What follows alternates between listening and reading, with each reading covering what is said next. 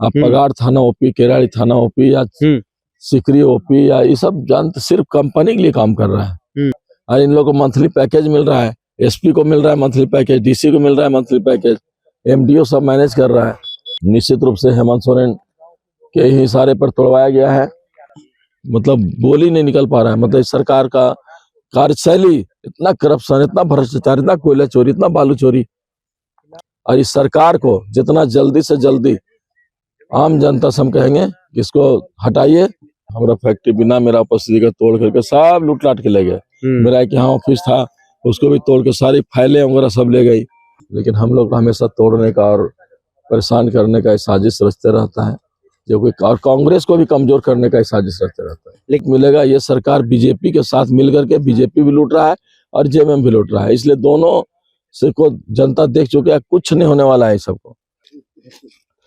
झारखंड के पूर्व कृषि मंत्री और बड़का गांव के विधायक योगेंद्र साव, जो लगातार जल जंगल जमीन की लड़ाई लड़ने के लिए जाने जाते हैं, आज अपने अस्तित्व, अपने पहचान की लड़ाई लड़ते हुए दिखाई दे रहे हैं। जब योगेंद्र साव का घर तोड़ा जा रहा था, जब उसकी फैक्ट्री तोड़ी जा रही थी, तब सत्ता के घमंड में चूर मठाधीश बैठ करके जो है वो तमाशा देख रहे थे।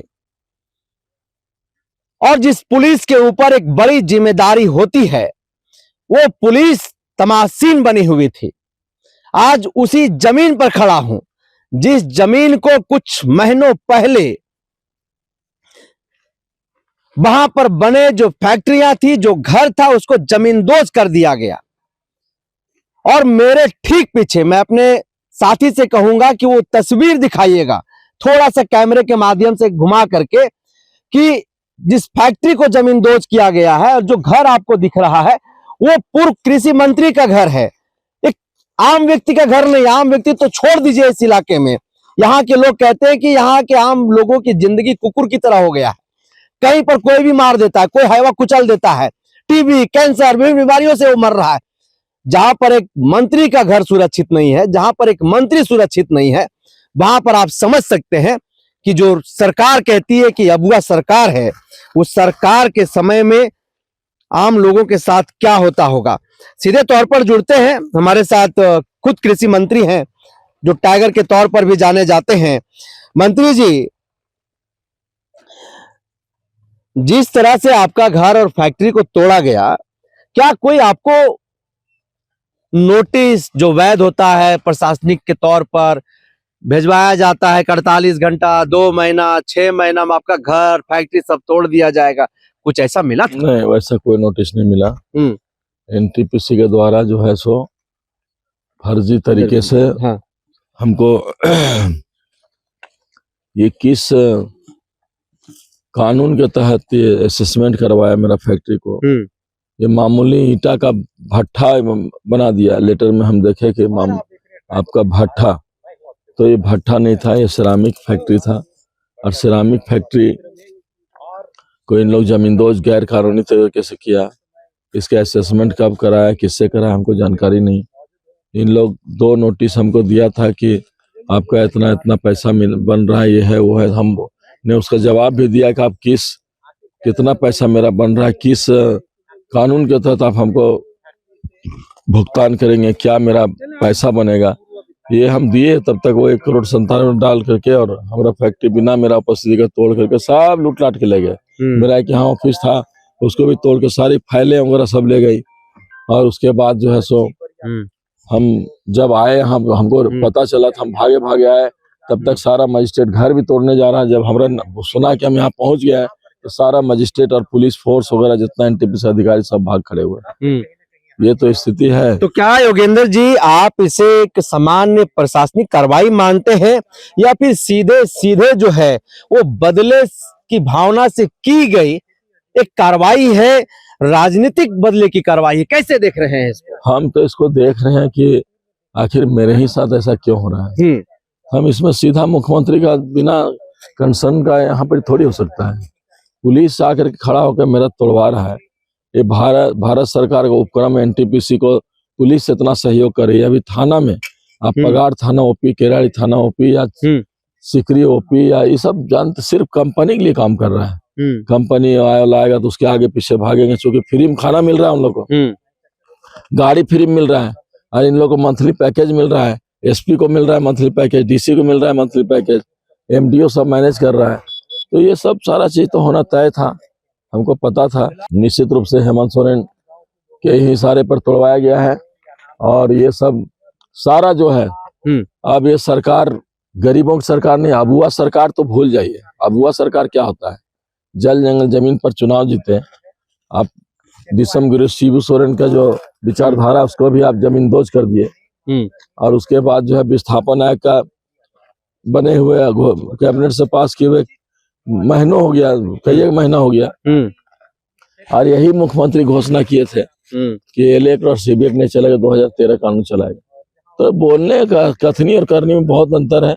इन लोग जो है सो पूरा लगा हुआ है पीछे, गरीबों का इस सरकार नहीं है ये सरकार। हम तो कांग्रेस पार्टी से बोलेंगे कि एकदम जल्दी से समर्थन लीजिए, अगर आने वाला दिन में अगर कांग्रेस को देखना चाहते हैं कि यहाँ पर झारखंड में, तो क्या योगेंद्र साव जी इस बात को स्वीकार कर पा रहे हैं कि 1598 एकड़ में जो चट्टी बरियातू माइंस एनटीपीसी का है, लगातार उसके खिलाफ भूरैयतों के पक्ष में आवाज उठाते रहे हैं, उसका भी एक परिणाम योगेंद्र साव को भुगतना पड़ रहा है?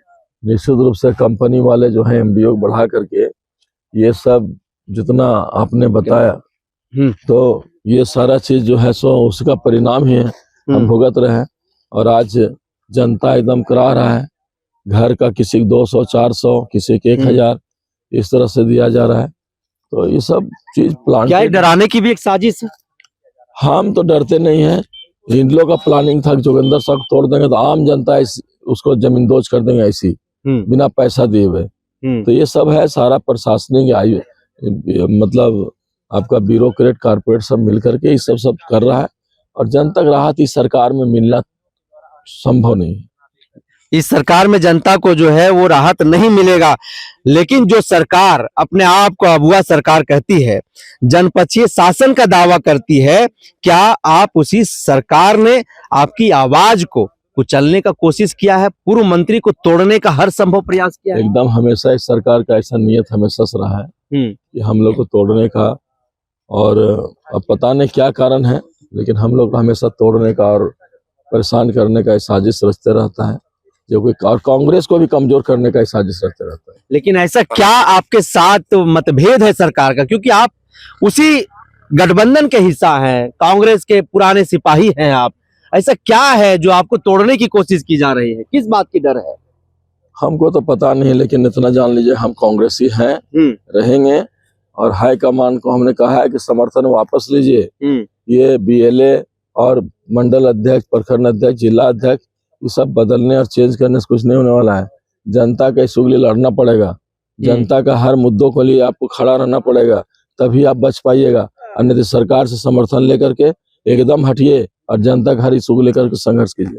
आपका फैक्ट्री टूट गया, आपका घर टूट गया, नुकसान भी हुआ, लेकिन क्या योगेंद्र साव का संघर्ष या फिर जो आंदोलन चल रहा है उस पर कोई असर पड़ेगा? वो कमजोर होगा या फिर और तेज होगा? नहीं, और तेज होगा, कोई असर होने वाला नहीं है। असर तो अब यहाँ पूरे झारखंड में होगा, 32,000 गाँव जो का होगा, जो कि विस्थापित लोग हुए हैं पूरे झारखंड में, वो आंदोलन को तेज करेंगे, पूरे राज्य का दौरा करेंगे, और इस सरकार को जितना जल्दी से जल्दी आम जनता से हम कहेंगे कि इसको हटाइए, तभी राहत मिलेगा। ये सरकार बीजेपी के साथ मिलकर के, बीजेपी भी लूट रहा है और जेएमएम भी लूट रहा है, इसलिए दोनों से को जनता देख चुके हैं, कुछ नहीं होने वाला है सबको। इस सबसे ही सरकार, मतलब हम क्या बोले, मतलब बोल ही नहीं निकल पा रहा है। मतलब इस सरकार का कार्यशैली, इतना करप्शन, इतना भ्रष्टाचार, इतना कोयला चोरी, इतना बालू चोरी आज तक जिंदगी में हम नहीं देखे।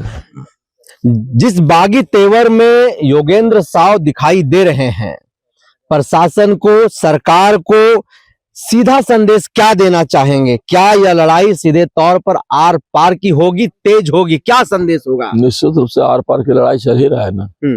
प्रशासन यहाँ पर सोचिए ना, आपके माइंस चलाने के लिए, ट्रांसपोर्टिंग चलाने के लिए प्रशासन नहीं है। प्रशासन है जनता को सुरक्षा देने के लिए और मध्यस्थता करने के लिए, लेकिन ये प्रशासन यहाँ गुंडे कर रही है।